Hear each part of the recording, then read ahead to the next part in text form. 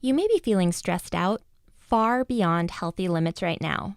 And as a leader, that's especially important to think about because others look to you as a model for how to behave in oh so many different situations.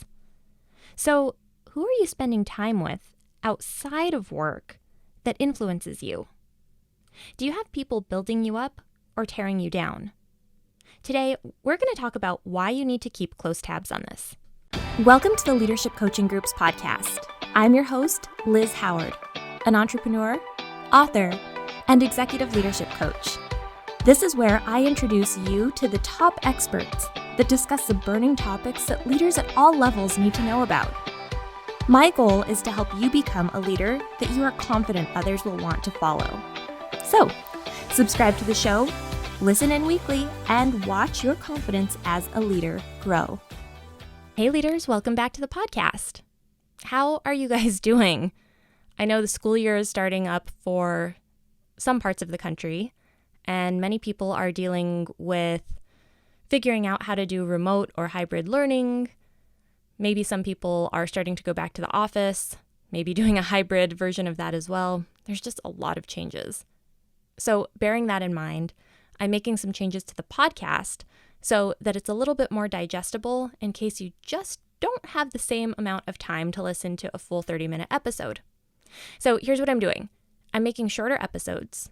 I'm cutting down some of the interviews so that you'll just hear some snippets and a little commentary from me.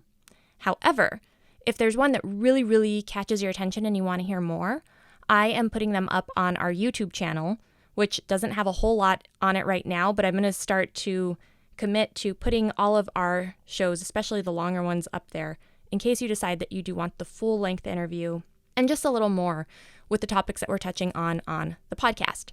So check that out on YouTube. I will link to it in the show notes, and let me know what you think about this. And while we are on the topic of you, I just want to see how you're doing. Are you okay right now? There is so much newness to handle, so much change, so much pain socially. This is a complicated chapter in our lives. And I have to wonder, especially if you're a higher level leader, has anyone checked in with you? Hopefully you're doing your due diligence and checking on the needs of your employees, that you're ensuring that they have the tools, the emotional and psychological fortitude to continue to work safely. However, it seems to me that more often than not, the people that are providing care are often overlooked for the same type of care that they're offering, even when they need it. So let me be the one to ask, how are you? Are you actually doing okay right now? Please pause and check in with yourself. My mentor just brought a fascinating fact into light for me. She's an expert in brain chemistry, brain science, human behavior in general, and she said right now almost everyone is in a state of withdrawal. We're in withdrawal from our old normal, from our former schedules, our hobbies, maybe our commutes and work locations, so many things. And as you probably know, withdrawal has a major impact on our brain chemistry, which can affect our mood, our appetite, our sleep. It's a pretty big deal. So even as a successful individual who has achieved many good things, and I'm sure you have, it's still important for you to consider if this current burden is taking a bit more out of you than you've given it credit for so far. Okay, so where am I going with all this? There's sort of a weight that comes with leadership. And if you've been a leader for a few years, you know what I'm talking about. And to carry it, we need healthy perspective. We need disciplined thinking. And in my humble opinion, we really need other people who offer us support, reflection, guidance maybe. The thing is, I've noticed over the years that people are not always intentional about the company that they keep, especially once we're talking about the company outside of your immediate professional circle. There is this human need to be in community, so we often will accept almost anyone who's there, whether they're good or bad influences. This is because it feels safer to be in a community versus being alone. The risk of interpersonal rejection is almost paralyzing at times. Now, you could pick away at these statements very easily. And of course, you're not going to let the worst people in your life. But sometimes when you've had relationships that have sustained over the years, even if they aren't the best, it's kind of hard to make the decision to not allow them in anymore. And that's kind of what I want to talk about, because keeping the wrong company can be very hurtful and very damaging. And especially as a leader, especially right now, when you have a lot to give, when you have to put yourself out there quite a bit, you might feel very depleted. So having people around you that help bolster you up is really important.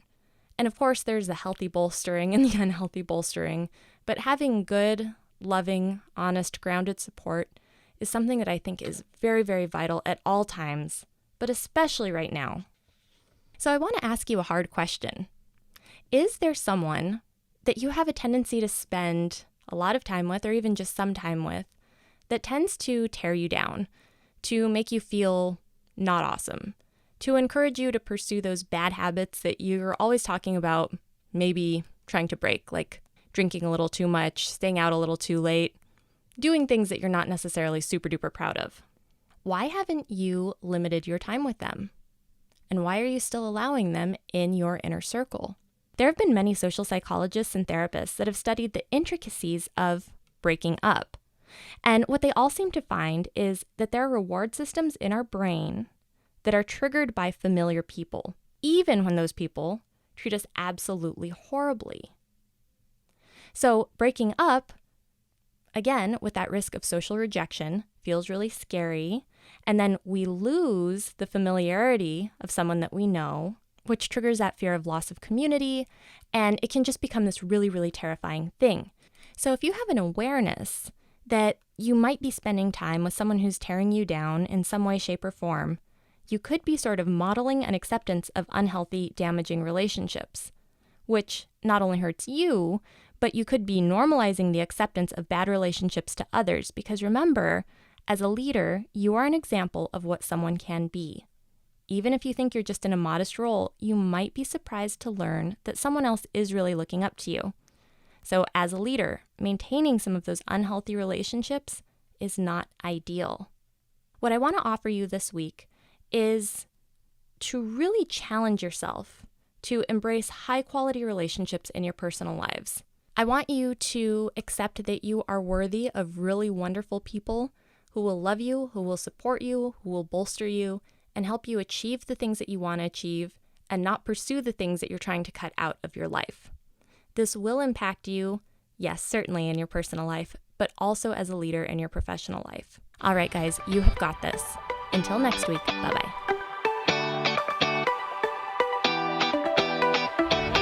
Hey guys, if you're getting anything out of this show, please head on over to iTunes and leave us a review.